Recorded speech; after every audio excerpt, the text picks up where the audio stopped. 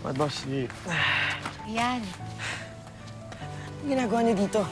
May dinaanan ako sa kanto eh. Naisipan ko sunduin ka. Sakto, may kasabay na ako pa uwi. Tara. Wala naman po, Nay. Paborito nga po ako nung forma namin eh. Tapos sabi niya sa akin, bait daw po ako, masipag, tsaka galing turuan. Yan ka rin nun sa eskwelahan eh. Gusto ko ng mga teacher kasi matalino ka, masipag, laging may honor. Sayang lang, no? Kailangan mong tumigil dahil wala na tayong pera. Ayos lang po yun. Kasakit rin po si tatay. Kailangan ko pong tumulong. Anak, mag-iingat ka, ha? Kasi hindi na kita mababantayan. Nay? Nay! Nay! Nay! Nay! Nay! Nay! Oh. Ayan. Ano ba problema? Ay, wala po tayo. O, buksan nyo na yung mga bag nyo para mabilis tayo.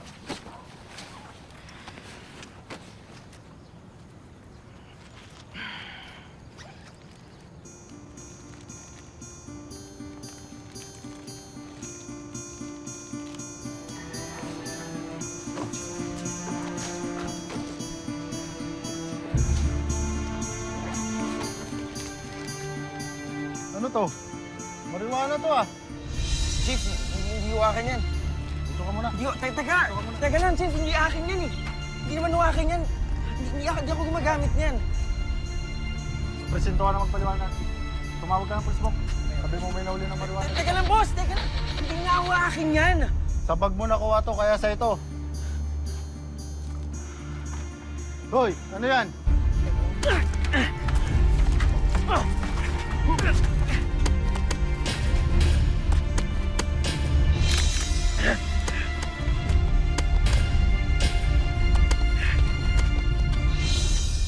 Magandang hapon po mga kapuso.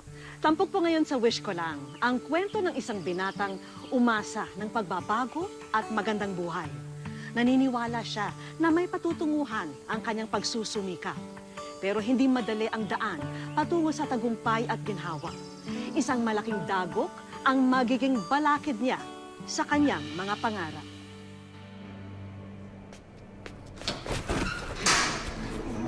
Uy! May dalaginding tayo ah. Neng, ilang taon ka na? 18 ka na.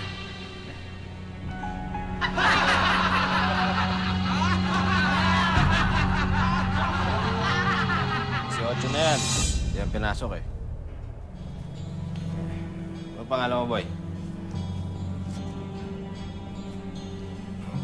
Victorio. Victorio Principe. Osa, may prinsipe na tayo dito. Prinsipe pala to. Bigay-bugay sa prinsipe. Bow to the prince. Bow to the prince. Ako naman ang hari dito. Ako si Haring Kano. Itong latan to, ako may-ari. Akin ang sahig, akin ang selda. Yung mga preso na to, akin. Ikaw, akin ka. At ang lata meron ka.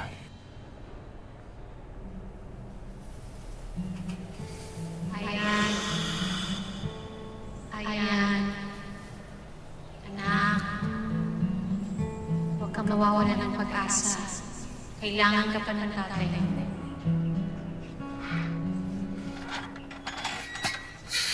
Tay!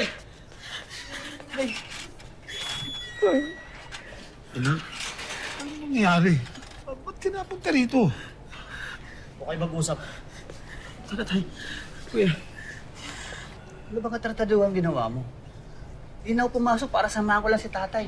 Kuya, maniwala naman kayo sa akin, oh. Meron talaga naglagay ng damo dun sa bag ko. Hindi ko alam, tay.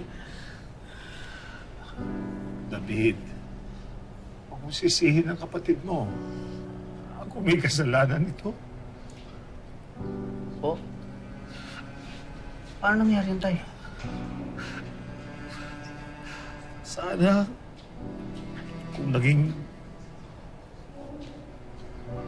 mabuting ama ko, sana nabigyan ko kayo ng magandang buhay. Tama na po yun, Tay. Tama na po yan. Kasalanan ko to, anak. Kaya ka nandito. Nakakaawa ka. Pasalanan, Tay. Nakakaawa ka na. Tama na po.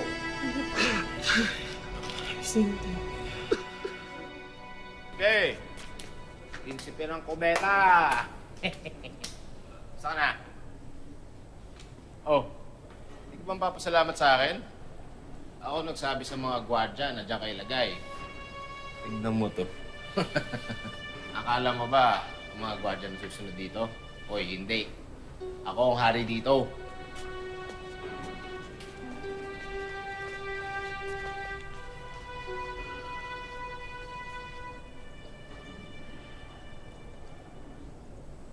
Masyadong pagpapansinin yung mga yun. Magsasawa rin yung sa huli. Ako nga pala si Ronald. Pero Manong na lang itawag mo sa akin. Total, yun naman tawag nila sa akin dito. Binansagan nila akong Manong kahit hindi naman ako Ilocano. Alam mo yun si Kano. Sadyang mapambus ka lang talaga yun. Pero may puso rin naman. Mahirap nga lang makasanayan. Pero may puso. Kayo ba? Sanay na rin po kayo sa kanila. Bako naman. Sanay na ako sa kanila. Ba naman tinagal ko ritong 20 taon ng mahigit eh. Hindi pa ba naman ako masasanay? Namumuti na nga ang buko rito. Grabe pala ko. Sana hindi mo po ako tumagal ng ganyan dito. Ako lang po yung inaasahan sa amin. Maswerte ka nga eh. May nag-aantay pa sa'yo sa labas paglabas mo rito. But, kayo ba? Wala na ko kayong pamilya? Meron. Anak ko. Pero wala na akong balita kung anong nangyari na sa kanila. Bakit hindi ko kayo sumulat sa kanila? Paano ko naman gagawin yan? Yung tawag nila sa akin, no read, no write. Mahal ko. Mahal. Nakapalagayan ng loob ni Ayan ang kakosa niyang si Manong. At nagpresenta na rin siya na tulungan ang bagong kaibigan na gumawa ng liham para sa pamilya nito na patagal na raw na wala siyang balita.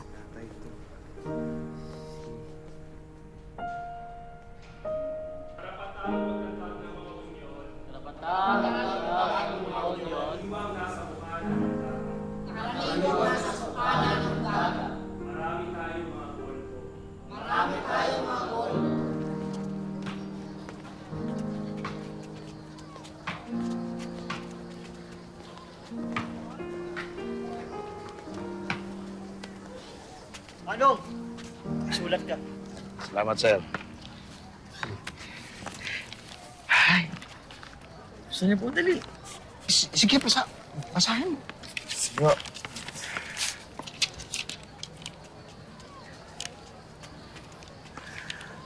Manong, wag niyo lang siguro muna. Basahin mo, sige. Sige po.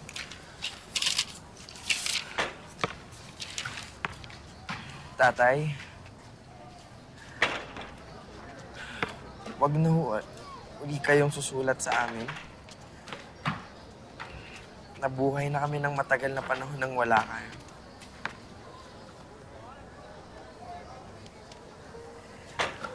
At magpapatuloy kaming mabuhay na wala kayo.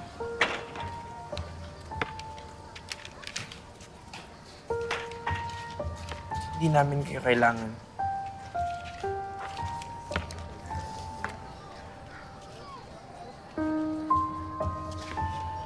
Ano?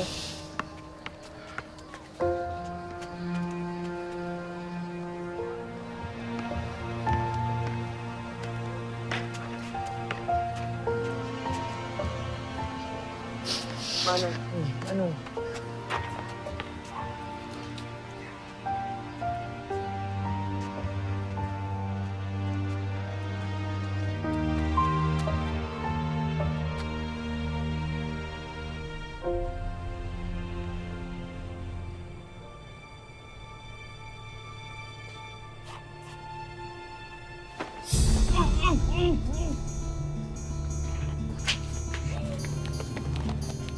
Nakailamero ka, Prinsipe. Kala mo nakakatulong ka. Pinapasama mo na ang loob ng mga kasama natin dito. Okay. Natandaan mo, kung sinabi ko na akin ka, mas gagawin na natin opisyal. Tatatakan kita. Para alam na lahat na ako ang may-ari sa'yo. Ano?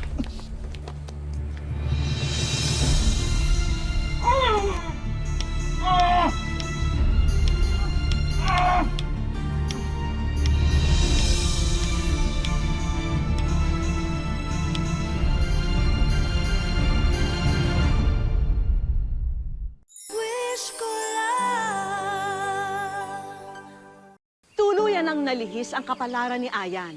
Hindi niya inaasahan na mas lalong magiging mahirap ang sitwasyon niya. Ngayong nasa loob ng piitan at nadungisan ang kanyang dangal, kinabukasan ay tila wala na raw kasiguruhang bumuti.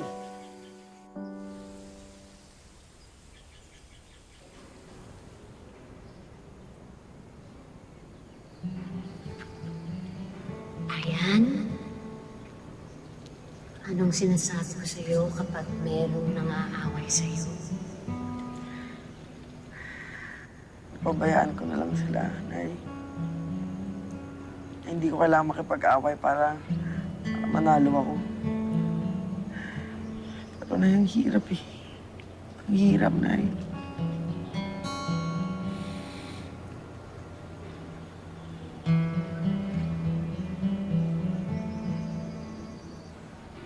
Teka, parang ako...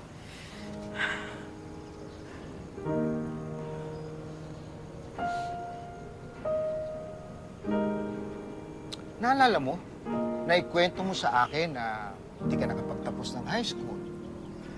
Di ba? Pero pinagmamalaki mo sa akin na matataas ang mga grado mo doon sa klase mo. Eh, baka yan na yung pagkakataon, no? Baka nga, Manong. Baka nga. Sigo.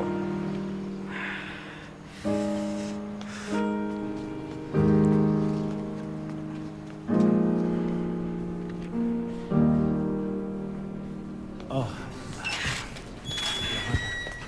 Ay, kumusta po? Andan. ikaw. Gusto ka na, anak? Ako, Tay. Ayos naman po. Yan. Ay. Oh. Mukhang bagong t-shirt mo, ah. Ito, Tay. Ano po to? Uniform po namin. Ang tawag doon sa yung alternative learning system po. Ang project ng DepEd, Tay. Tapos kapag nakapasa ako sa kanila, paano na rin po akong gumraduate ng high school noon, Tay. Ganun ba? Ano po? Ang galing naman pala rito, ah. Alam ko naman, anak. Harap mong makapag-aral muli. Tutuwa ako sa'yo, anak. Alam ko, Tay, na matutuwa ka po. Kailangan matapos ko to eh. Teka lang, Tay. Si Kuya, hindi mo ba kasama? Ako na lang mag-isa pumunta rito. Ayoko nang istorbohin sa trabaho yung kapatid mo. Tay, may sakit po kayo. Hindi kayo pwede lumalabas na mag-isa lang. Mabiyahe kayo mag-isa. Delikado eh. Anak. Ay, gusto kita pakita eh. Ha? Kaya ko pa naman eh. Ha? Tay! Tay! Tay! Tay! Tay! Kuya! Kuya, tulong! Tara! Tara! Dali!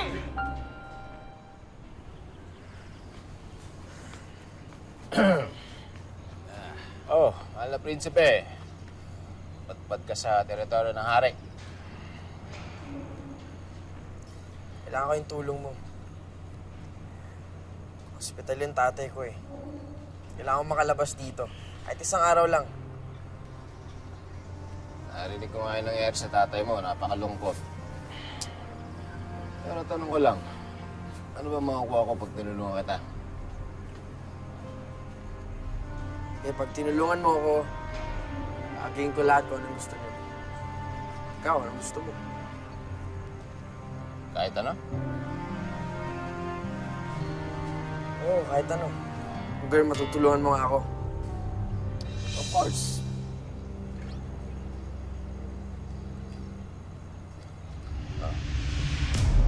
Ano? Yan ang magiging pasaporte mo paglabas dito. Mamayang gabi, pupunin kita sa selda. Lalabas kita doon, ha? Hawak ko lahat ng mga gwardiya dito. Pero lang sa isang matigas sa ulo. Kinukompetensya na lahat ng negosyo ko dito sa loob. Kaya kung gusto mong hindi ka magkakaproblema sa paglabas mo, kailangan siya mawala.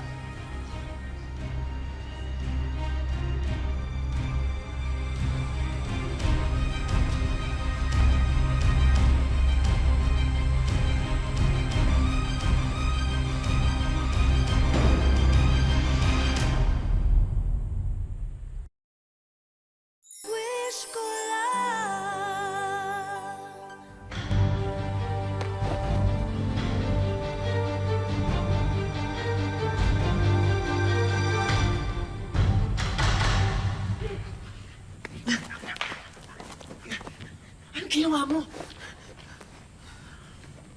Astig ka, bata. Astig ka. Pero, pustahan ako sa mga kasama ko eh. Pustahan kami kung papatay mo talaga yung gwadya. Kung panalo ko. Ano? Pustahan na lahat yun. Gusto mo patayin ko yung tao na yun? Akala ko tutulungan mo ako. Ano ka ba? Life sentence ako dito. Hindi na ako makalaya. Siyempre, kailangan ko rin maaliw paminsan-minsan. Mga bata, naawa ko sa tatay mo. Bexman, naawa talaga ako. Pero wala kang magagawa para sa kanya. Ha? Pero yung sarili mo, meron pa. Patuloy mo yung pag-aaral mo. May kinabukasan ka pa. Mahal kong prinsipe.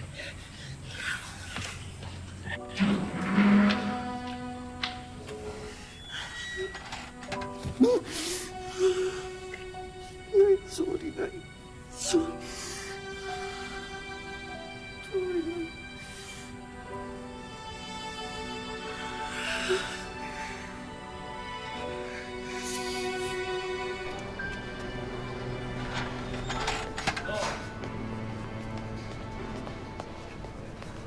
Kuya! Sarge, sandali lang kayo ha. Okay, Sarge. Hindi yan po. Tol, pasensya na, traffic ako ha. Kuya, anong balita kay tatay? Magandang balita. May sasagot na ang gastusin natin sa ospital. Nung iniwan ko siya, stable ng kalagayan ng tatay. Sabi ng doktor, gagaling na siya. Nakakuha na kami ng abogado. Makakalaya ka na. Pasensya ka na rito ha. Alam naman walang-wala tayo eh. Kuya, Alala, makakalaya ka rin. Kaya ako ang Diyos. sige, sige. Ano? Ingat ka, kuya. Okay.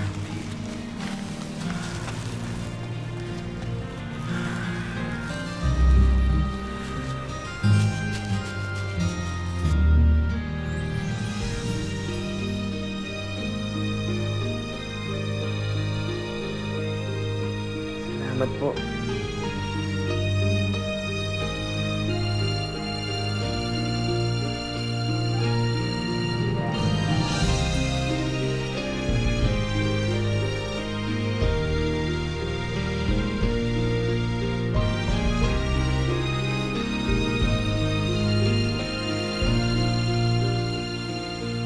And finally, kinagagalap po namin tawagin ang top notcher sa taong ito ng ARS Prison Program. Nakapagtala siya ng 99.9 na grado sa ating final exam. At dahil sa kanyang husay at tiyaga, tatanggap siya ng medalya at diploma. At higit sa lahat, na-dismiss na ang kanyang kaso nakabalik na muli siya sa lipunan. Pero pumasok po muli siya dito upang makagraduate kasama ang kanyang mga kaklase. Walang iba kundi si Victorio Principe.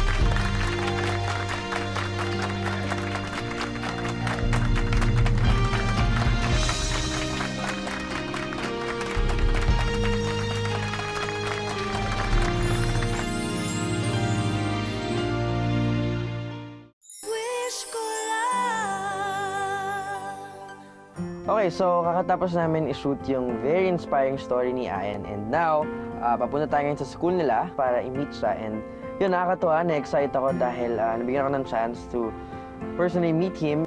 Let's go! Kuya. Kung ikukumpara po sa mga kasamaan ko ron sa loob, nakagaya ko rin ng kaso. Ako po yung pinakamaswerte kasi ganoon lang po yung oras na inabot para matapos yung kaso ko. Naikwento ko po sa kanila na nakapagtapos po ako ng high school dahil sa ALS. Naging proud pa po sila sa akin. Nalaman ko po na kahit ganoon po ako, mahal na mahal po ako ng tatay. Masaya rin po kasi kahit pa paano hindi niya pinabayaan yung kanyang sarili sa kahit na nakakulong siya, nagsikap pa rin siya. Paglaya ko po, mga kababata ko po, inaya po nila agad ako na siyempre ang isip po nila ay kailangan ko po agad makakuha ng trabaho. Yun po sa pinapasukan po nilang construction site, sinama po agad nila. Okay, your name is? Ayan. Ayen. Okay, Ayen. Madalas ka bang nakikipag-ugnay sa kapwa mo? Apo. Ayan si Ayan, di ba? Sa mga oras na ito, nasa klase pa rin si Ayan at kinunsaban na natin kanina ang professor niya para sa video na kanyang ipiplay. Hi, Ayan! Welcome sa Wish Ko Lang! Nabalitaan namin na ikaw raw ang nag-top sa ALS class nyo. Naku, congrats ha! Bilib ako sa'yo dahil sa kabila ng mga pagsubok, pilit ka pa rin bumangon at patuloy na nagsumikap. Kaya good luck sa'yo at more power. At maiba naman tayo. Handa ka na ba para sa aming mga regalo? Bro! Julian! So ba si Ayan, bro?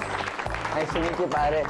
Ako yung magpi-play ng buhay mo sa Wish Ko Lang. Bakit mo pinilit na tapusin yung pag-aaral mo doon? Nung nakita ko yung ALS, parang naisip ko na pwede pang magkaroon ng direksyon yung buhay ko. Ito yung poster ng episode mo sa Wish Ko Lang. At ano to? Ikaw yan, na ako. Nakaka-proud din na i-play ko, i-portray yan kasi nga sobrang lakas mo, bro. Sobrang lakas mo. So, ano yan, congratulate mo yung sarili mo. Huwag na natin paghintayin pa ang mga regalong inihanda natin. Ready ka na ba, Ayan? Surprise! So, ito nakikita mo lahat ng to. Para sa yan, sir. Of course, ito yung mga school supplies. School bag, mga uniform pa, mga extra uniform, shoes, socks of course. At ito yung, paborito ko dahil ito yung pinakamas mga gamit mo. And of course, meron kang yung laptop. So ito lahat ng mga to, para sa yan, pare. Okay?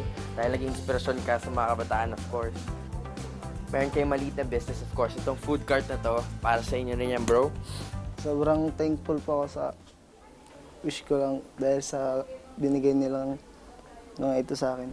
Siyempre, hindi pwede mawala sa ganitong mahalagang pangyayari sa buhay mo ang mga taong iyong pinagkukunan ng lakas. Ano masasabi mo kay tatay? Ilang siya naging inspirasyon mo? Tay, pagsusunikapan ko kung matapos ng kolehiyo ko para makahang tayo sa hirap. Sigapin mo para hindi naman tayo mapahiya. Hindi pa dyan natatapos yung sorpresa namin para sa'yo. Patid kasi namin na gustong-gusto mo ulit silang makita. Napakasaya po kasi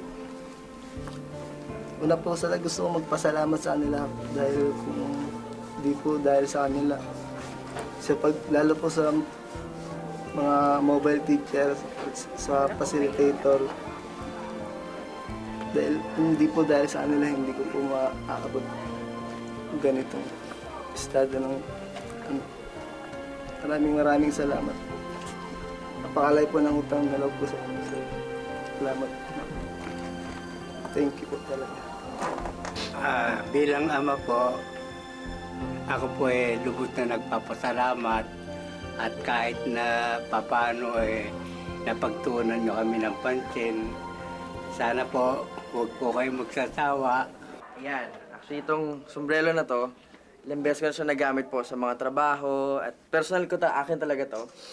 At naisip ko talaga magbigay kasi para ano lang po, it's a sign of giving thanks. Ako na-inspire ako personal and itong mga taong nandito sa harap natin ngayon, sobrang inspirasyon yung binigay mo sa kanila and sobrang nakaka-proud. Congratulations. Suot na nga natin. Iyon o. Oh, bagay pala eh. Lakasan nyo lang loob nyo pag kayong susubok. Siyempre, after mo mag-aral, maghanap ka ng trabaho, di ba? Paano yung paghahanap ng trabaho? Si Lord na po bahala sa akin. Yun, magandang sagot. Nag-text sa akin si Lord, bro. Oo, sinagot niya na. Sabi niya, ay, paabot mo kay Ayan. Kasama natin ngayon. May tayo kasama. Ma'am, sige po, kayo na po mag-explain kay Ayan. Ayan, I'm Jose Luis Cruz. I'm from Matchimi, Philippines.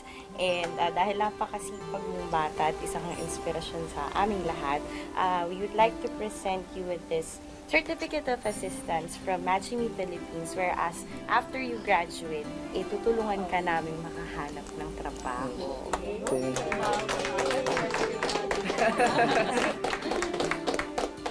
Mga kosa, salamat. Naalala ko ito yung ginagawa natin ng salud. Lamang lang siya ng mga 5 paligo sa akin eh. 1, 2, 3. Yun, no? Naway magtuloy-tuloy ang pagtahak ni Ayan sa kanyang mga pangarap. Patunay ang kwento niya na may kahihinatnan ang pagkapit niya sa pag-asa. Maraming salamat po sa inyong pagtangkilik. Ako po si Vicky Morales at ito po ang Wish Ko Lang.